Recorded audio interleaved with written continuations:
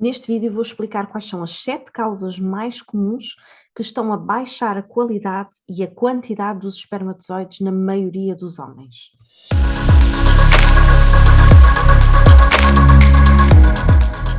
Mas antes, para explicar tudo isto, eu vou contextualizar aqui um pouco e vou explicar como é que os espermatozoides são de facto feitos. Então, as hormonas dos homens são muito parecidas com as hormonas das mulheres, vamos falar exatamente das mesmas. Aqui neste ponto específico, mais da LH e da FSH. Apesar de serem as mesmas, têm algumas diferenças. A primeira diferença está relacionada com as funções. Vão assumir funções completamente diferentes. Nas mulheres, estas hormonas vão produzir os estrogénios e a progesterona, e nos homens vão produzir predominantemente a testosterona. E a segunda diferença tem a ver com o ciclo de produção. Nas mulheres a produção não é contínua, está relacionada com as diferentes fases do ciclo. Nos homens está sempre continuamente a produzir e não tem alteração consoante as fases do mês.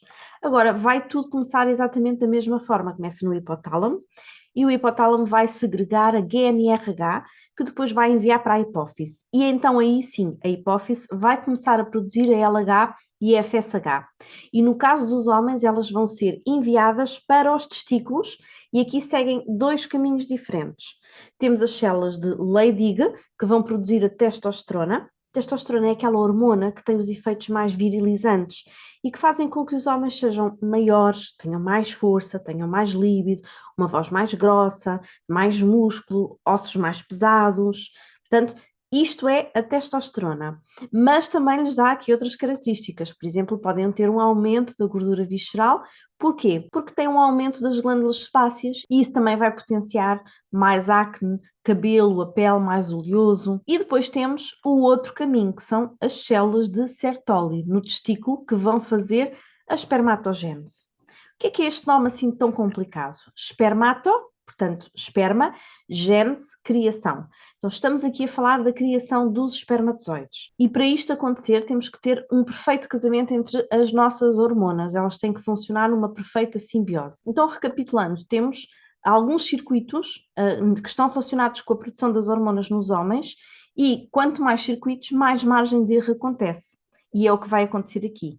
Por exemplo, temos um processo que se chama aromatase, que vai propiciar um aumento do estradiol, e o estradiol vai fazer aquilo que se chama um feedback negativo. Então, ele vai baixar o excesso de testosterona. E dito isto, vamos para a nossa primeira causa que vai diminuir a qualidade e a quantidade dos espermatozoides, que está relacionado, por exemplo, com o fator idade. Porque quanto mais idade o homem tem, mais ele vai produzir uma coisa que se chama o transportador da testosterona, que é conhecido como SHBG. Eu costumo descrevê-lo como uma espécie de autocarro que vai levar a testosterona para onde ela tem que ir. A questão aqui é que quando este autocarro vai levar a testosterona, ele tem que pedir à testosterona um motorista, tem que lhe dizer, olha, eu levo-te, dou-te boleia, mas alguém vai ter que ir conduzir, porque eu não consigo conduzir sozinho. Então a testosterona vai dar aqui um pouquinho de si e por isso vai ficar com menos disponível. E quando isto acontece, às vezes, quanto mais idade tem, mais ele precisa de recursos humanos. Então não precisa só de um motorista, vai precisar de um porteiro, vai precisar de um fiscal, vai precisar de muito. E quanto mais ele precisa, menos testosterona para transportar no autocarro, menos testosterona livre existe. Então, isto significa que há menos testosterona para produzir os espermatozoides. Então, um fator diretamente ligado à idade. Mas, além disso, quanto mais idade, também mais um aumento da prolactina existe. E quanto mais prolactina, menos hormonas sexuais, menos testosterona no organismo. E assim, estas são as causas básicas da idade, como ela interfere na formação dos espermatozoides. Mas vamos ver ainda outros fatores. Vamos ver, por exemplo, o excesso de peso. Está muito relacionado com a aromatase. A aromatase é um processo que vai fazer um aumento do estradiol. E este estradiol, normalmente, ele faz um feedback negativo e vai baixar a testosterona que existe. Agora, a questão é, quando existe muitas células adiposas, muita gordura, vai haver muito estradiol. Se houver muito estradiol, ele vai baixar demasiada testosterona. Isto acaba por ser aqui uma pescadinha de rabo na boca, porque quanto mais peso o homem tem, menos testosterona ele tem, menos espermatozoides e menos qualidade eles vão ter também. É fácil nós percebermos isto. E o terceiro fator está muito ligado com o stress e a ansiedade. Porque quando o homem tem muito stress e muita ansiedade na sua vida, ele vai produzir mais hormonas de stress, como o cortisol, a adrenalina ou a noradrenalina, e vai produzir menos testosterona. E nós já temos isto comprovados por muitos estudos que falam que o stress vai alterar sim a quantidade e a qualidade dos espermatozoides, mas vai fazer muito mais do que isso. Ele vai aumentar o stress oxidativo, que é o quê? É aquela capacidade que as nossas células vão ter para se desintoxicarem. Elas não vão conseguir fazer isso, então vão acumular o stress oxidativo. E como consequência, ficamos com muito mais radicais livres, muito mais invasores a atacar o nosso corpo, a atacar as células, inclusivamente a produção dos espermatozoides. Agora, o problema é que nós temos demasiado stress oxidativo dentro do nosso organismo, que não está adequado o nosso corpo fisiológico com a vida que nós temos nos dias de hoje. E este stress vai se tornar patológico. Como os espermatozoides, durante a sua formação, vão perdendo uma espécie de armadura protetora que eles têm no citoplasma, eles não se conseguem defender. E é aqui, na fase de maturação final dos espermatozoides, que eles vão ser atacados por este stress oxidativo. E isto vem de onde? Dos nossos hábitos de vida, da nossa alimentação. E, portanto, até são coisas que nós deveríamos conseguir contornar, porque tem tudo muita relação com os hábitos de vida que nós temos durante aquele período de formação dos espermatozoides. A boa notícia é que se nós alterarmos os hábitos de vida, pelo menos durante aqueles 3 meses em que o estamos a produzir, nós vamos conseguir ver rapidamente resultados dentro da mitocôndria dos espermatozoides e podemos colher logo os benefícios dessas pequenas alterações que fazemos. Muitas das vezes estas infecções já nem estão ativas, já são antigas, mas deixaram algumas sequelas e como consequência podem, por exemplo, dificultar a subida do esperma até às trompas de falópio, podem fazer com que o esperma tenha muito poucos espermatozoides vivos e, portanto, a probabilidade é muito pequena sequer de chegar algum lá em cima, ou quando o óvulo é fertilizado, ele depois não consegue descer corretamente para implantar no endométrio e isto pode provocar gravidez ectópicas. Não é só por causa das mulheres. Agora a questão é, se uma mulher tem uma candidíase, por exemplo, mesmo assintomático, o companheiro deve ser tratado. E para isso também temos que olhar aqui para outros fatores. É que muitas das vezes os homens são portadores do fungo ativo da cândida, mas não têm qualquer sintoma. Então temos que olhar um bocadinho para este paciente e tentar perceber o que é que se passa com ele e com o organismo dele e se provavelmente ele tem um descontrole da cândida no organismo. Se for um homem que bebe muito álcool, que come muito açúcar, que fuma ou que tem uma vida com demasiado stress, a probabilidade da cândida se descontrolar dentro do organismo é gigante. Se ele fumar cannabis, também é gigante. E vamos olhar para os sintomas que ele tem no corpo. Tem fungos nas unhas dos pés, tem fungos na pele, tem alterações gástricas, ou obstipação, ou diarreia, ou alternância entre as duas. Arrota com muita frequência, tem muitos gases, muita flatulência.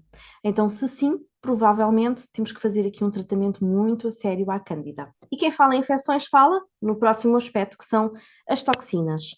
Nós já sabemos que as toxinas ambientais afetam bastante a qualidade do esperma, estão muito direcionadas para o aumento das taxas de aborto, mas nem sempre nós vemos numas análises de sangue se o homem está com um aporte de toxinas dentro do próprio organismo. Porquê? Porque normalmente elas alojam-se primeiro nos órgãos e só depois nos tecidos circundantes. No meu programa online, o Alimenta a Tua Fertilidade, isto é tão importante que eu tenho um módulo inteiro sobre como desintoxicar o nosso organismo. Mas eu vou deixar aqui algumas pistas. Se o homem, por exemplo, tem um mau espermograma com parâmetros completamente alterados, se existem abortos recorrentes, se a sua própria profissão está relacionada com toxinas ambientais, tintas, fumos, metais, trabalha na agricultura e tem acesso, por exemplo, aos produtos fitoquímicos que são usados na agricultura, também pode ser um sinal de alerta.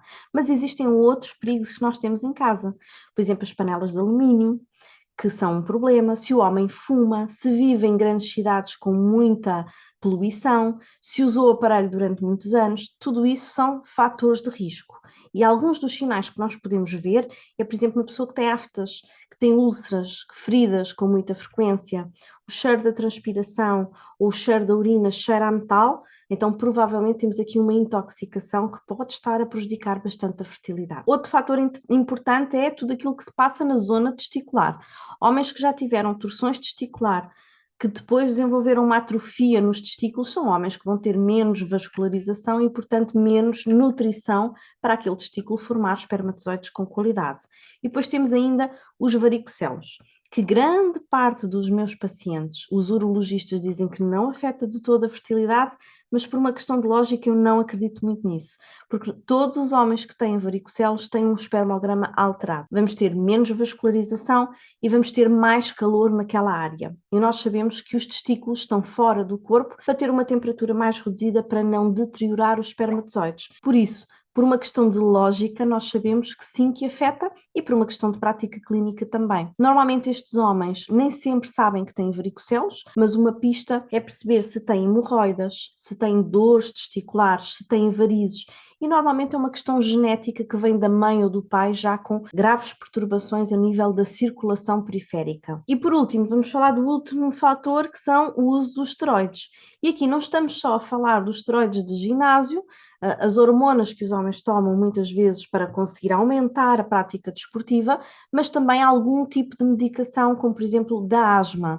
Esteroides são hormonas artificiais e, portanto, vão interagir com as nossas próprias hormonas. Ao tomar de forma artificial, vai fazer outra vez o tal biofeedback negativo e vai baixar a testosterona natural que circunda no nosso organismo, que vai trazer consequências, como é lógico. E agora já ficaste aqui com uma grande ideia sobre tudo aquilo que pode estar a afetar, então vou-te fazer uma sugestão, subscreve aqui o meu canal para receber os novos vídeos e fica atenta, porque eu vou dando aqui dicas rápidas para a melhoria dos espermatozoides. E vou deixar também na descrição do vídeo e no primeiro comentário um link para poderes fazer um download sobre como diagnosticar a infertilidade em 10 passos. Então, isto adequa-se ao casal, à mulher e ao homem que estão a tentar procriar e deixo aqui algumas pistas de análise e exames que podem fazer para acelerar o diagnóstico e, por isso, para acelerar também os resultados.